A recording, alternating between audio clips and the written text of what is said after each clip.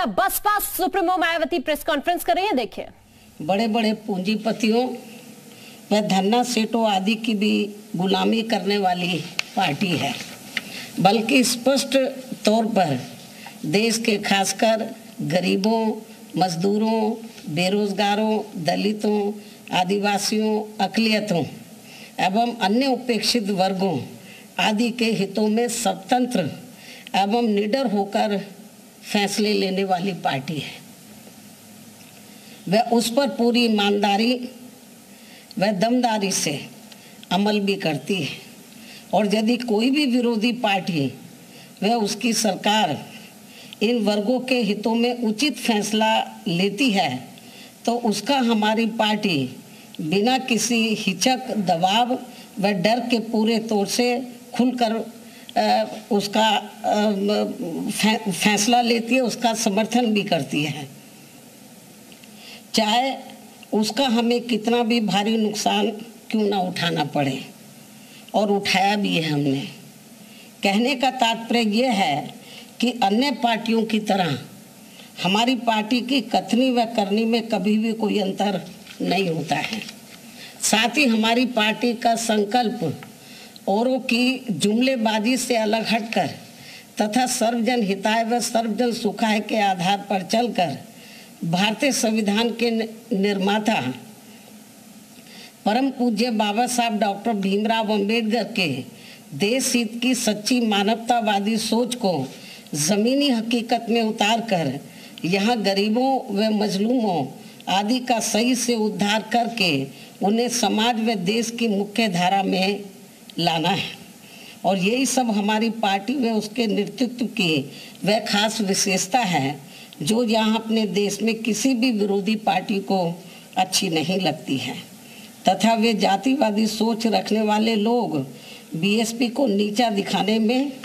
व उसके नेतृत्व को बदनाम करने के लिए कभी भी कोई मौका नहीं छोड़ते हैं। और उनमें से खासकर जो पार्टी केंद्र व राज्यों की सत्ता में होती है तो वह साम, दाम, दंड भेद आदि अनेकों प्रकार के हथकंडे अपनाकर वह बीएसपी के विधायकों आदि को भी तोड़कर हमारी पार्टी व मूवमेंट को कमज़ोर करने में ही लगातार लगी रहती है। और खासकर कांग्रेस व बीजेपी आदि जैसी ये विरोधी पार्टियां ये रत्ती भर भी नहीं चाहती हैं कि परम पूज्य बाबा साहब डॉक्टर भीमराव अंबेडकर का मानवतावादी संविधान उनकी सही मंशा के हिसाब से इस देश में लागू हो, तथा यहाँ बहुसंख्यक गरीब, मजलूम व उपेक्षित वर्गों आदि के जीवन स्तर में कुछ सुधार होकर उन्हें लाचारी व गुलामी के त्रस्त जीवन से थोड़ी राहत एवं मुक्ति मिल सके। जबकि यहाँ यूपी में बीएसपी के नेतृत्व में 4 बार के रहे शासनकाल में प्रदेश ही नहीं बल्कि पूरे देश ने ये देख लिया है कि विशेषकर सामाजिक परिवर्तन एवं आर्थिक विकास से लोगों के जीवन में कैसा जरूरी बुनियादी सुधार लाया जा सकता है। हालांकि इस मामले में दूसरी सभी पार्टियों का रिकॉर्ड, जो विरोधी पार्टियों का रिकॉर्ड है, वो मुंह में राम बगल में छुरी वाली कहावत को ही अब तक दर्शाता रहने का ही रहा है। ऐसे में ये स्पष्ट है कि विशेषकर कमज़ोर वर्गों, जनहित व जन कल्याण के खास मामले में बीएसपी के आयरन बिल पावर किसी भी विरोधी दल को कैसे पसंद आ सकता है। इसलिए उनका षड्यंत्र पहले की तरह ही अभी भी लगातार जारी है, और ये सब देश में होने वाले इस बार के राष्ट्रपति चुनाव के दौरान अब फिर से हमें यहाँ देखने को मिला है। इस संबंध में भाजपा जहाँ सर्वसम्मति से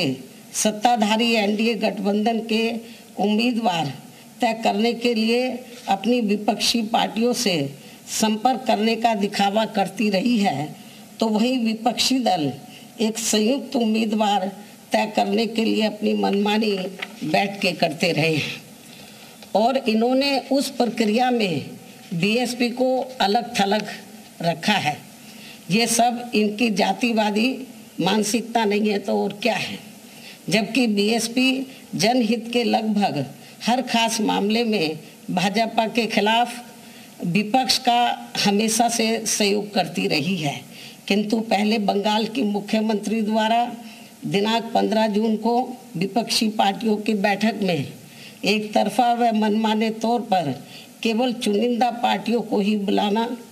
और फिर उसके बाद श्री शरद पवार द्वारा दिनांक 21 जून को इसी प्रकार की बैठक में बीएसपी को नहीं बुलाना आदि इनके ये जातिवादी इरादों को स्पष्ट करता है। ऐसे में राष्ट्रपति व उपराष्ट्रपति चुनाव हेतु विपक्षी एकता का प्रयास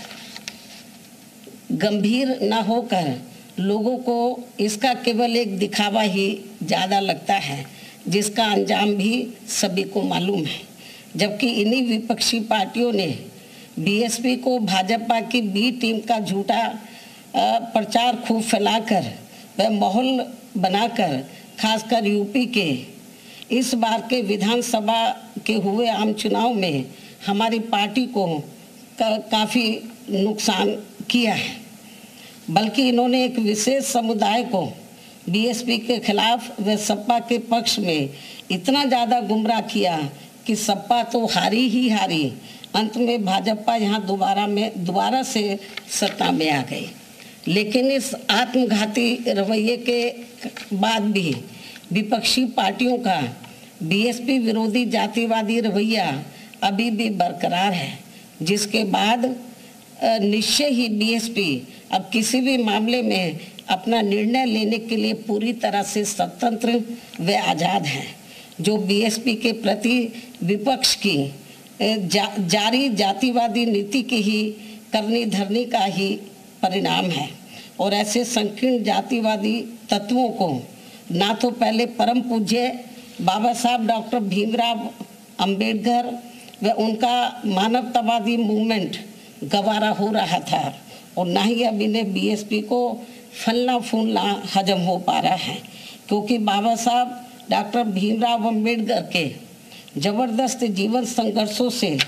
जो कुछ देश के गरीबों, मजदूरों, बेरोजगारों, दलितों, शोषितों, पीड़ितों आदि को संवैधानिक व कानूनी तौर पर मिला वह ऐतिहासिक व अनमोल था।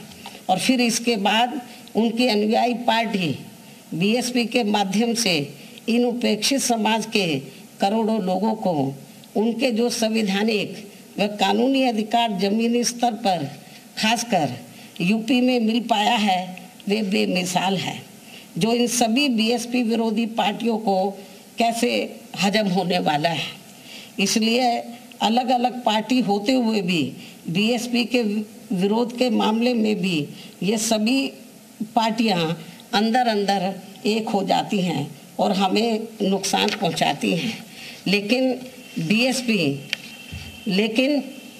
बीएसपी ये सब कड़वा सच जानकर व समझकर यहाँ गरीबों, शोषितों व उपेक्षित वर्गों आदि के हित में परम पूज्य बाबा साहब डॉक्टर भीमराव अंबेडकर की तरह ही पत्थर काट कर अपना रास्ता खुद बनाने के लिए लगातार संघर्ष करती रहती है। तो बसपा सुप्रीमो को अभी आप सुन रहे थे। बहरहाल यहाँ वक्त एक छोटे से ब्रेक का।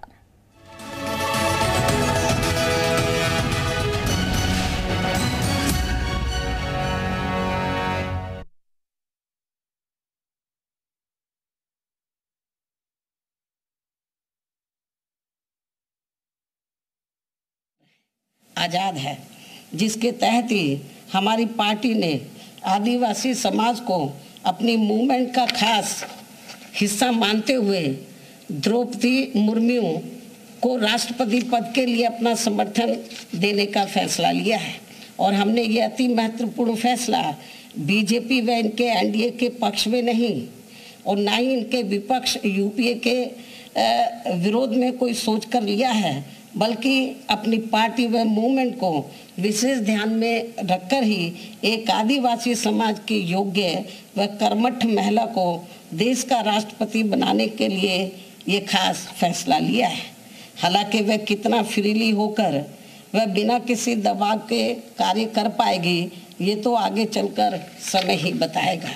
अंत में अब मैं अपने आदिवासी समाज की महिला को देश का राष्ट्रपति बनाने के लिए अपनी पार्टी का वोट देने का ऐलान करते हुए अपनी बात यही समाप्त करती हूँ। धन्यवाद।